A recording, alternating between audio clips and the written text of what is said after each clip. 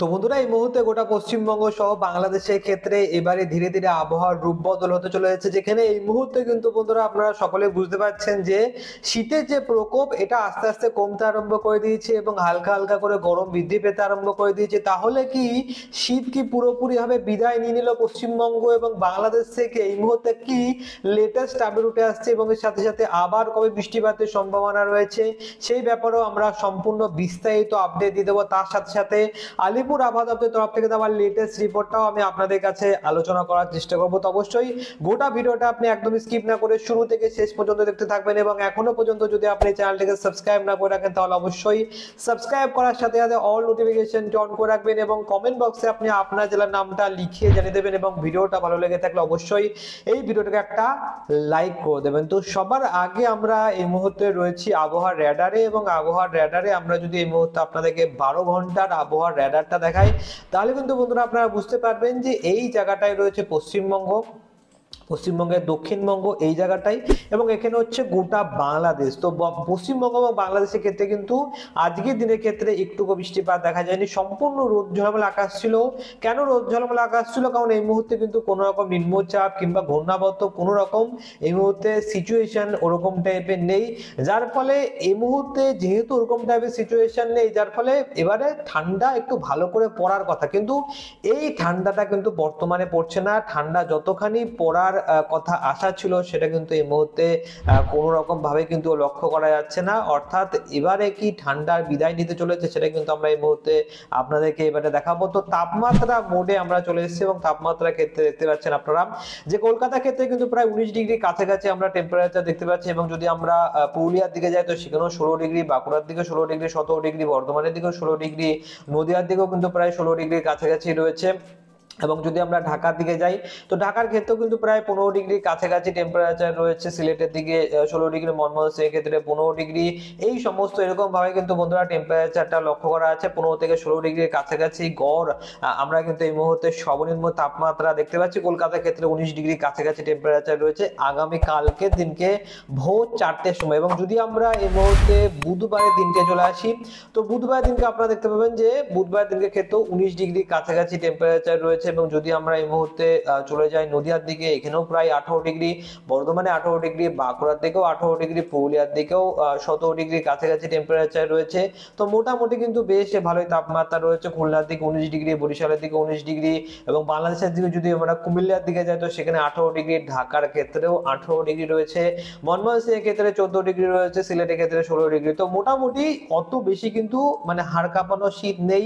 এবং যদি আমরা মঙ্গল এবং বুধবার দিনকে কথা বলি তো গরমের ভাবটা অনেকটাই বেশি রয়েছে। চলে যাবো বৃহস্পতিবার দিনকে ক্ষেত্রে, দেখুন বৃহস্পতিবার দিনকে ক্ষেত্রেও প্রায় সেমই রয়েছে, 16 ডিগ্রি 17 ডিগ্রি কাছাকাছি টেম্পারেচার রয়েছে। এমন না যে সিঙ্গেল ডিজিটে তাপমাত্রা চলে এসছে, অর্থাৎ 1 থেকে 9 ডিগ্রির মধ্যে যে তাপমাত্রা চলে এসছে তেমন টাইপের কোনো রকম সিচুয়েশন নেই। এবং আমরা এই মুহূর্তে দেখতে পাচ্ছি যে শুক্রবার দিনকে ক্ষেত্রে তো শুক্রবার দিনের ক্ষেত্রে একটুখানি ঠান্ডা পড়বে, তবে খুব বেশি একটা ঠান্ডা না, যেমন নদিয়ার দিকে 13 ডিগ্রি, বর্ধমানে 12 ডিগ্রি, বাঁকুড়ার দিকে 12 ডিগ্রি, পুরুলিয়ার দিকে 11 ডিগ্রি। তো এরকম ভাবে কিন্তু টেম্পারেচারটা লক্ষ্য করা যাচ্ছে। এবং যদি আমরা ঢাকার দিকে যাই ঢাকার ক্ষেত্রে 12 ডিগ্রি টেম্পারেচার রয়েছে, ময়মনসিংহের ক্ষেত্রে 11 ডিগ্রি এবং সিলেটের দিকে 11 ডিগ্রি। তো এরকম কিন্তু বন্ধুরা তাপমাত্রা আমরা এই মুহূর্তে দেখতে পাচ্ছি। এবং যদি আমরা শনিবার দিনকে যাই তো শনিবার দিনকে ক্ষেত্রে কিন্তু বন্ধুরা শনিবার দিনের ক্ষেত্রে আমরা দেখতে পাচ্ছি যে ঢাকার ক্ষেত্রে 10 ডিগ্রি, কুমিল্লার দিকে 10 ডিগ্রি, বরিশালের ক্ষেত্রে 12 ডিগ্রি, খুলনার দিকে 11 ডিগ্রি এবং কলকাতার দিকেও কিন্তু প্রায় 11 ডিগ্রির কাছাকাছি টেম্পারেচার রয়েছে। বাঁকুড়ার দিকেও প্রায় 10 ডিগ্রি টেম্পারেচার রয়েছে। পুরুলিয়ার দিকে বন্ধুরা দেখতে পাচ্ছেন যে ধীরে ধীরে কিন্তু সামনে শনিবার দিনকে একটু ঠান্ডা পড়বে পুরুলিয়ার সাইডের ক্ষেত্রে, পুরুলিয়ার সাইডের ক্ষেত্রে বেশ ভালোই ঠান্ডা লক্ষ্য করা যেতে পারে এবং বাঁকুড়ার দিকের ক্ষেত্রেও 10 ডিগ্রি, বর্ধমানে 11 ডিগ্রি। তো মোটামুটি শনিবার দিনের ক্ষেত্রে একটুখানি ঠান্ডার আমেজ থাকবে, কিন্তু এই ঠান্ডার আমেজ কি কন্টিনিউয়াসলি চলতে থাকবে শনিবারের পরেও তো সেটা ভালো করে বোঝার জন্য আমরা চলে যাব রবিবার দিনের ক্ষেত্রে। আমরা এখানে কিন্তু সর্বোচ্চ তাপমাত্রা ব্যাপারটা দেখছি না, কারণ শীতকালের সময় সর্বোচ্চ তাপমাত্রাটা ম্যাটার করে না। এবার আমরা চলে যাচ্ছি সোমবারের ক্ষেত্রে। তো দেখুন সোমবারের দিনকে ক্ষেত্রে কলকাতার দিকে যদি যাই, কলকাতার ক্ষেত্রে 15 ডিগ্রির কাছাকাছি আমরা তাপমাত্রা দেখতে পাচ্ছি। তো তাপমাত্রা কিন্তু বেড়ে গেল, পুরুলিয়ার দিকে 9 ডিগ্রি তাপমাত্রা থেকে আমরা এই মুহূর্তে 15 ডিগ্রির কাছাকাছি তাপমাত্রা দেখতে পাচ্ছি। তো মোটামুটি তাপমাত্রা বেশ ভালোই বেড়ে গেছে। এবং যদি আমরা মঙ্গলবারের দিনকে যাই, তো মঙ্গলবারের দিনকে ক্ষেত্রেও তাপমাত্রা বেশি রয়েছে, বুধবারের দিনকে ক্ষেত্রেও তাপমাত্রা সর্বনিম্ন তাপমাত্রা একটুখানি বেশি দিকেই রয়েছে। তো ওভারঅল আপনারা যেটা বুঝতে পারছেন যে তাপমাত্রা কিন্তু এই মুহূর্তে একটুখানি বেশি থাকবে। সামনে শনিবারের দিনকে ক্ষেত্রে একটুখানি ঠান্ডা পড়তে পারে, তাছাড়া ওভারঅল অত বেশি ভয়ঙ্কর ঠান্ডা কন্টিনিউয়াসলি কিন্তু বেশ কয়েকদিন আগে, মানে বেশ কয়েক সপ্তাহ আগে যদি বলা হয় তাহলে ভালো হবে। তো সপ্তাহ খানেক আগে কিন্তু অনেক ভালোই তাপমাত্রা আমরা দেখতে পেয়েছিলাম, মানে সর্বনিম্ন তাপমাত্রা অনেকটা কম ছিল, কিন্তু বর্তমানে অত বেশি কিন্তু হাড় কাঁপানো শীত নেই। অন্যদিকে আমরা এই মুহূর্তে আকাশ যে মেঘলা রয়েছে তেমনটাও না, আকাশ কিন্তু সম্পূর্ণ পরিষ্কার। যদি আমরা আগামী কালকের কথা বলি, তো এখান থেকে আমরা ট্র্যাকটাকে চালিয়ে দেবো এবং আপনারা এই জায়গাটার দিকে লক্ষ্য রাখবেন। এখানে হচ্ছে পশ্চিমবঙ্গ রয়েছে এবং এখানে হচ্ছে বাংলাদেশ। তো দেখুন ভোরবেলার দিকে একটু একটু কুয়াশা টুয়াশা পড়ে, কিন্তু তারপরে এটা কিন্তু পুরোপুরি ভাবে সরে যায়, মানে সকালবেলা 8টার পর থেকে ধীরে ধীরে সরে যায়। সেটাই কিন্তু আপনারা দেখতে পাচ্ছেন যে মোটামুটি কিন্তু আগামী কালকের দিনকে ক্ষেত্রে সকালবেলা 9টা 10টা পর্যন্ত অল্প স্বল্প মেঘলা আকাশ থাকবে। খুলনা সাইডের ক্ষেত্রে, বরিশালের ক্ষেত্রে, কালাপাড়ার দিকটা একটু একটু মেঘলা আকাশ থাকবে সকালবেলার দিকে। তারপরে কিন্তু বন্ধুরা ধীরে ধীরে এই মেঘটা কাটতে আরম্ভ করে দেবে। তবে পুরুলিয়া বাঁকুড়ার দিকে একদমই কিন্তু মেঘটেক থাকবে না। এবং যদি আমরা মুর্শিদাবাদের কথা বলি, তো মুর্শিদাবাদের ক্ষেত্রেও প্রচন্ড রৌদ্র ঝলমলে আকাশ থাকার সম্ভাবনা রয়েছে। তবে নদিয়া কিংবা কলকাতা, দক্ষিণ 24 পরগনা, উত্তর 24 পরগনা রয়েছে। অন্যদিকে বর্ধমানের দিকের ক্ষেত্রে বেশ ভালোই কিন্তু বন্ধুরা হাড় কাঁপানো একটু একটু করে কিন্তু ঠান্ডাটা না পড়লেও এই মুহূর্তে কিন্তু বন্ধুরা ধীরে ধীরে আরো বেশি বলতে পারেন যে গরমের ভাবটা আস্তে আস্তে শুরু হয়ে যাবে। তবে আমরা মেঘমালা মোড়ে রয়েছে এবং মেঘমালার ক্ষেত্রে আপনারা যেটা দেখতে পাচ্ছেন যে বেলা 12টার পরে কিন্তু গোটা পশ্চিমবঙ্গের ক্ষেত্রে পরিষ্কার আকাশ হয়ে যাবে। বেলা 12টা 1টা নাগাদ, 1টা নাগাদ যদি যাই, তো দেখুন এখানটায় 1টা নাগাদ কিন্তু পুরোপুরিভাবে পরিষ্কার আকাশ হয়ে গিয়েছে। পশ্চিমবঙ্গের ক্ষেত্রে কিন্তু মেঘলা মেঘলা ভাব থাকবে না। কিন্তু বাংলাদেশের দিকে যদি আমরা যাই, তো বাংলাদেশের ক্ষেত্রে খুলনার দিক রয়েছে, লোহাগাড়া রয়েছে, এছাড়াও মাদুরাইপুর রয়েছে, ফরিদপুর রয়েছে, ঢাকা রয়েছে। তো এই সমস্ত এলাকাগুলোর ক্ষেত্রে কিন্তু মোটামুটি 90% মতো মেঘ এখানটা আপনারা দেখতে পাচ্ছেন, মানে মেঘলা আকাশ থাকবে।